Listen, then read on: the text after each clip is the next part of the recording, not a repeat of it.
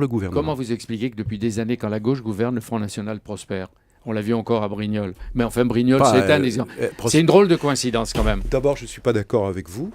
Ce n'est pas juste de dire ce que vous avez dit, parce que le Front National progresse aussi sur la droite, je vous le rappelle. Aux dernières élections présidentielles, il y avait un sortant qui s'appelait Nicolas Sarkozy.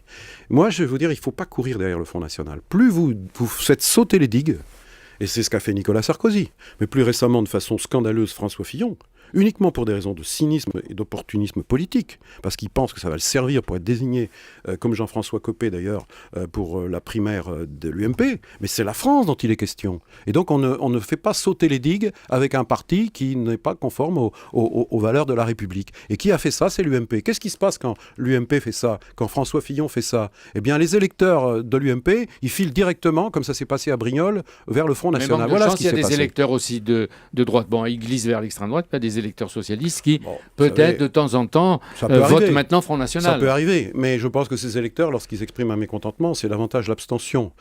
Personne ne profite de leur mécontentement ou leur doute. C'est pas l'extrême gauche et c'est pas l'extrême droite. Mais l'extrême droite, c'est un problème pour l'UMP. Et moi, j'avais demandé à La Rochelle, à François Fillon et à Jean-François Copé de clarifier leur relation avec le Front National, de rappeler les digues. Ils les ont rompues. C'est un problème pour tous les Français. Ils en paieront les conséquences, mais le risque, c'est pour la France. Un des porte-parole du Parti Socialiste, Thierry Bandon, disait hier à Emmanuel Faux sur Europe 1 que le FN était un national-fascisme. Est-ce que c'est une bonne définition? Et depuis 30 ans, on répète que le Front National est xénophobe, etc. Non, mais est-ce qu'il ne faut pas changer l'argumentation pour contrer la montée ou l'ascension résistible du Front National? L'ascension est totalement résistible, je l'espère. Comment?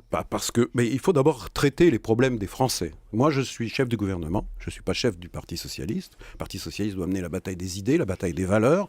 Moi, je suis attaché, bien sûr, aux valeurs républicaines et je les défends tous les jours, mais je veux traiter les problèmes des Français. Je l'ai dit, les problèmes de l'emploi, le problème de l'éducation, les problèmes de la sécurité, le problème du vivre ensemble, le problème de l'avenir du pays. Et c'est les solutions que nous proposons qui seront au rendez-vous du succès pour que la France retrouve sa force et son influence, qu'elle retrouve son rôle leader en Europe. Ce que veut le Front National, c'est tout à fait le contraire des gens modestes qu'il prétend défendre. Parce que c'est le repli derrière les frontières. C'est une ligne Maginot et on sait que les lignes Maginot ont toujours été transpercées. Donc moi, je veux défendre la France. Et d'une certaine façon, je vais vous dire, le Front National n'aime pas la France. Parce que la France, c'est pas un pays qui se rapetisse, c'est pas un pays qui se recroqueville, c'est un pays qui défend des valeurs et qui en même temps a un rayonnement mondial. Vous ne les laisserez pas crois aux chances de la France. Vous ne les laisserez pas devenir aux Européennes le premier parti de France. Non, mais pour ça, il faut traiter les problèmes des Français.